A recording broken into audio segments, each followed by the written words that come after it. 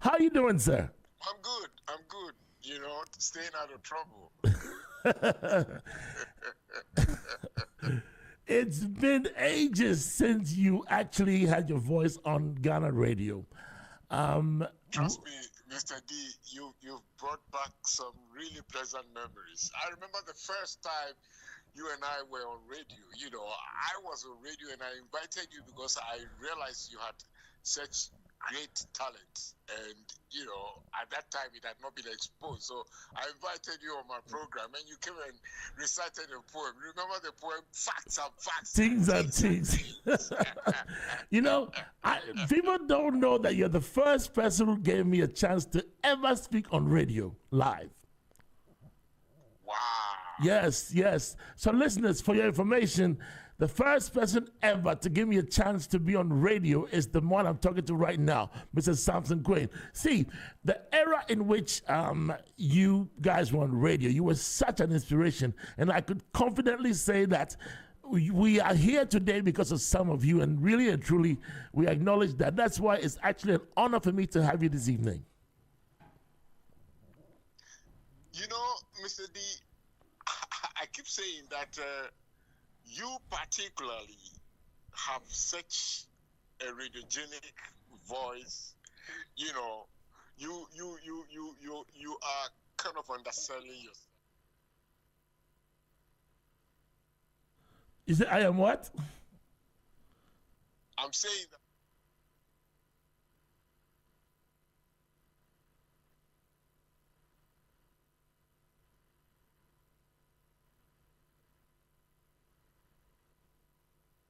Saying that for radio, I am overqualified. Exactly.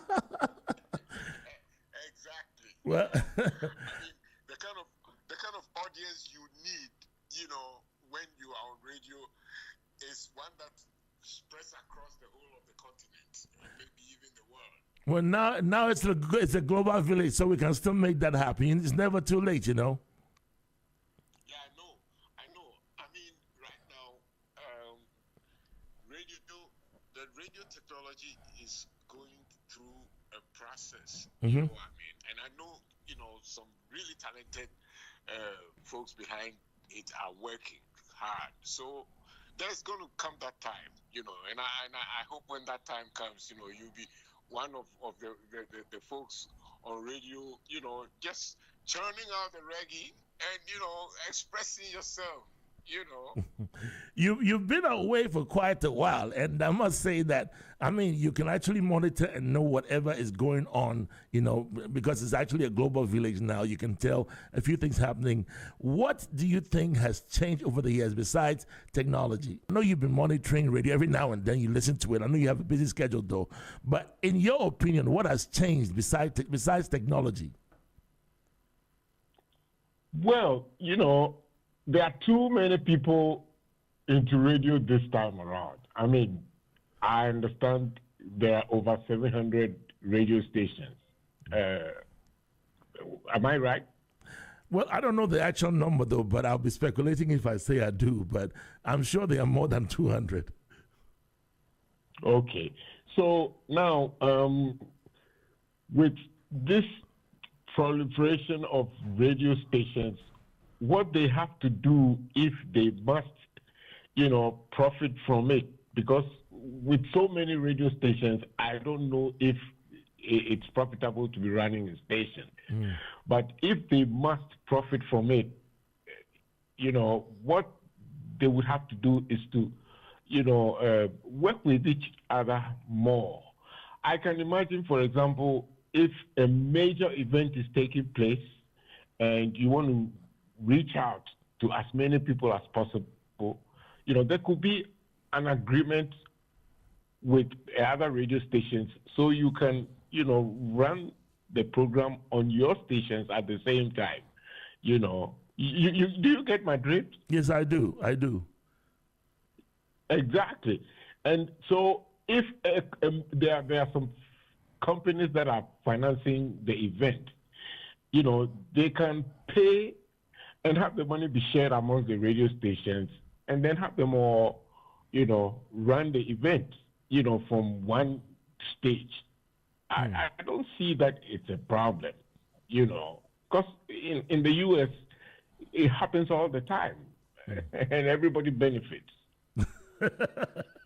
But true. But if you have radio stations that think they are in competition with one another, already, the purpose is defeated because you can't have too many radio stations and expect that everybody will be listening to what? I mean, you can have it's split.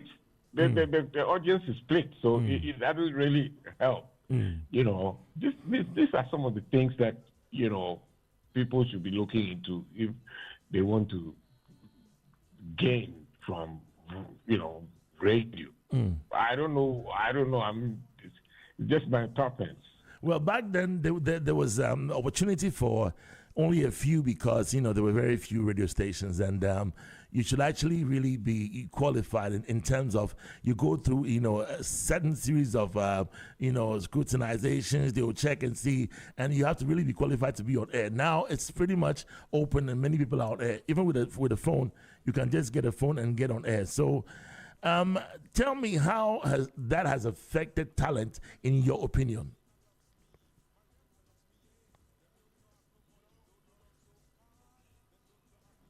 Hello?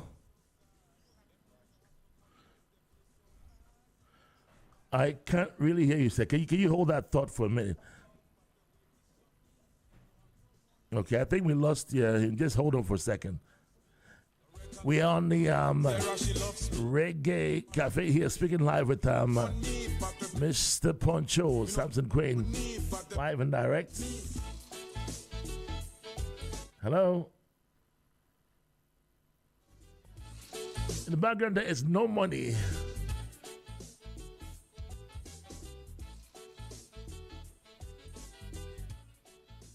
Yeah, I can hear you. All right, great. Right, so back to the question that I asked you. How do you think that has affected talent? Well, when it comes to talent, I guess you can have people with the potential to get some formal training, to enable them perform well on radio. Because, radio is not simply about having the talent. I mean, you understand what I'm saying. You have the voice, and I'm sure with some insight into the technology, you know that when you're speaking on radio, it's not just a matter of going on radio and starting to talk. There is some way you have to handle the microphone and all these little things, these technical details, they matter. For example, you might think that, you are excited on radio and shouting, and all you're doing is just making noise from the other end. You need to have, there's some distance you need when you're on the microphone so that, it can be heard more clearly and all that. I understand one of the politicians in Ghana has a way of holding his microphone close to his mouth because then he thinks he's going to be heard. But you understand what I'm saying? Yes, I do. So there is a training aspect when it comes to broadcasting, and people with the potential talent, the raw talent, need to understand that they have to train, to be able to do some presentation. I think that is lost in the way things have been unfolding. So, anybody can just walk into a studio and just sit down and start running some program, and it's so meaningless, Then again, when it comes to radio, when you are talking on radio, there are some principles that should guide the way you talk on radio. People don't seem to know that. For example, when you're on radio, you have to personalize your presentation. Don't start imagining that because you're on radio and many people are listening to you from the other end, it means that you can talk like you are speaking to a crowd. That's a no-no. Professionally speaking, you must see yourself as talking to one person. So whilst you see yourself as talking to one person, multiple people are listening, and each one of them can take it to mean you are addressing them personally. That's one thing. The second thing is that you do not talk down on the listener. You must talk to the listener. You don't talk up to the listener. You must talk to the listener. And don't forget that, of those listening to you, a lot of them have, some of them are educated, more educated than you. Some of them less educated. Well, that is fine. But you have to find a common ground where you can respectfully address them on radio, whilst at the same time, know that when you are, it only pays to have a friendly tone when you are talking to people on radio. All these little things matter. So it is said that, you can have the same script, and whilst you are reading the same script on radio, one person can be reaching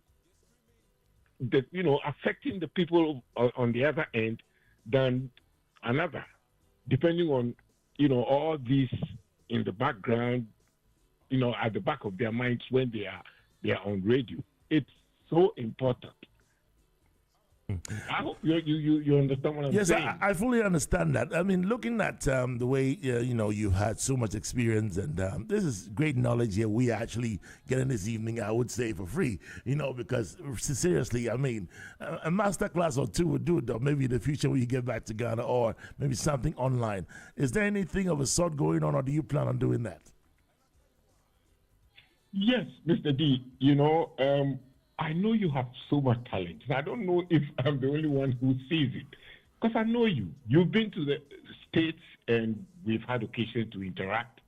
Everybody who hears you realizes immediately. Sometimes even when you are in the neighborhood and you are talking, people turn and look to see who's talking, because they realize, whoa, this guy has power in his voice. This guy's voice is radiogenic, like they put it, And so besides that, we interact often, and I know you have such, intelligence, you have such insight into, the way our society is unfolding politically, culturally, etc.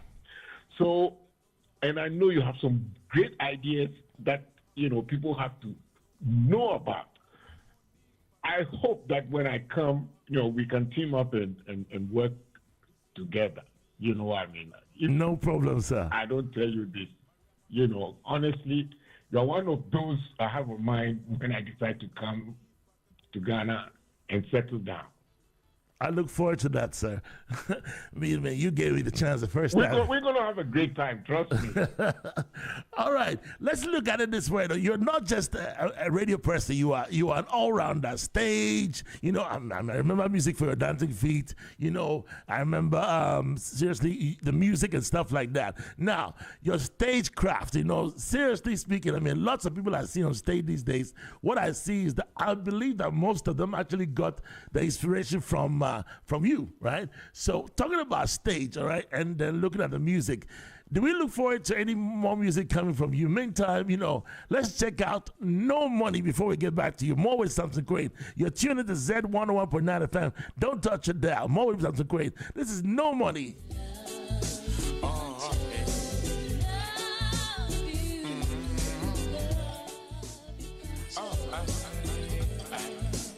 Every minute, every hour, we can't have the feeling, Jackson, every second, every minute, morning, noon, or night, we can't have the feeling, cause the feeling is strong.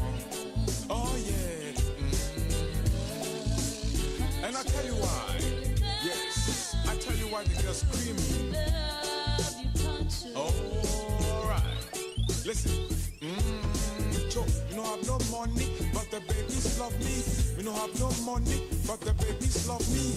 Teresa loves me, Fatima loves me, yeah. Yeah, Missy loves me, La Missy loves me, yeah. Me no have no money, but the babies love me.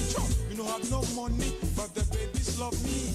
Akwele loves me, Akwawa loves me, yeah. Fatima loves me, Amina loves me, yeah. Me no have no money, but the babies love me. Me no have no money, but the babies love me. Ajara loves me, Asama loves me, yeah. Husseina loves me, Mariama loves me, yeah. Them know me no have no money, though me work so hard. Them know me no have no money, make them feel so sad. Them connecting this one to the Valentine's Day, baby. I don't have no money, but the ladies love me. so fast. That's no money. Poncho there for you. Me no have no money. All right. But, oh, man, this is your song. No money. But I tell you this, Mr. D, of the album from which comes this song, this is the worst, in my opinion. We could have made it better. I don't know. At the time we were recording, I think we had some issues, so it didn't come out the way we would have ideally loved to have it come out. But that's okay, But funny enough, that was what was rocking the stages, though. Well, it has to do with this event that happened. I think it was during the 50th anniversary of GBC, and Ras Kimono had been invited to perform, and he ended up becoming the climax. And I believe when he performed, I asked the musicians to continue with the rhythm, and I took the microphone and gave this rap. So, and it was live. So I guess that's what folks remember, But oh, that's interesting. I know, but it was interesting because later I realized some of the top bands in Ghana were actually playing the song. Anytime they play Raskimo's song, somebody would come and take a rap and they give this rap. So it was a freestyle. Yeah, it was a freestyle. It was a freestyle. So now back to your question. The thing is, I just have it to me naturally. Sometimes, I mean, stage doesn't scare me. I actually have the way of telling my wife, it's small now, we want a cafe, you know what I mean? In your area. Because the more people I see when I'm on stage, the more excited I feel. And then, in a strange way, the more the creativity unfolds, And it just comes naturally to me. I could stand on stage and just be still for 2 minutes, and you get a crowd cheering. You know what I mean? The ideas just keep coming naturally. I remember when Shabba Ranks was in Ghana, I was the MC for the event, and I just came up with this tune. Don't know much about biology, don't know much about chemistry, but I do know that I love me raga. Better still when it's coming from. Oh my God! Well, man, memories. Well, I mean, you brought back memories. I know, right? So, I mean, I know I'm not going to hold you up for too long. We will find time and really have a conversation, a much lengthier conversation. But there's one thing I really wanted to ask, I'm digressing a bit. I want you to weigh in on this issue of the change of name from Kotoka International Airport to Accra International Airport. What are your views on that? What's your opinion on that? Yeah, here's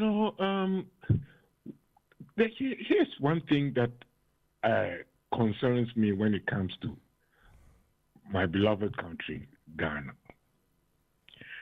I think some of the issues that we tend to highlight and talk about often, are not necessary. We tend to be we dwell on things that are not important, I'm not saying that I don't know the circumstances that is leading to people suggesting the Kotoka International Airport the name should be changed and all that. But I would have loved it because it's psychological too. I would have loved it if some more pressing issues are the ones being discussed rather than changing a name to this and to that. JFK, for example, International Airport is still JFK International Airport in the U.S. I mean, Republicans run the country now. They might have their, misgivings about what JFK did for America, but nobody's worrying about that. You know what I mean? The circumstances that led to the airport being named after Kotoka was contextually such that, I think the consensus was that he deserved to have the airport named to his honor. Times have a way of changing values and all that. In fact, I've been made to understand that Sekou Nkrumah, Dr. Kwame Nkrumah's son, was saying something and people were condemning it. But I think he made some sense. What he was saying is that, if people are criticizing Kotoka because he was a coup maker, then no coup maker deserves to have, the name, because coup conceptually is supposed to be something that serves as a disruption to the democratic way, things unfold. But these kinds of things depend very much on, how one views, politics, in very holistic terms. I think sometimes, the military coup is necessary. If we have to talk about it, again, it might be something that we will need to discuss seriously and in context and in a holistic fashion. Mm-hmm. So let's leave it at that. But personally, I think that, these are not the things that are important right now. I mean, when I come to the airport, I'm not going to worry about the name of the airport. I'm not, as a visitor, if I come to the airport, I want to make sure that the infrastructure is nice and welcoming and all of that. I'm not going to worry about the name of the airport, but that's just me, And, I may not be making sense to someone, I'm sure, but, these are not things that worry me. As soon as it becomes an issue for the public to talk about, then all kinds of arguments and things like that come up. But seriously, I'm serious. It's just the way you put it. If you can call it whatever international airport. If you like, just call it Ghana International Airport. You know what I mean? But to come up with arguments like, it's in Accra, so culturally it should be named after, something that reflects where it is, which is Accra, and the culture and all those kinds of things.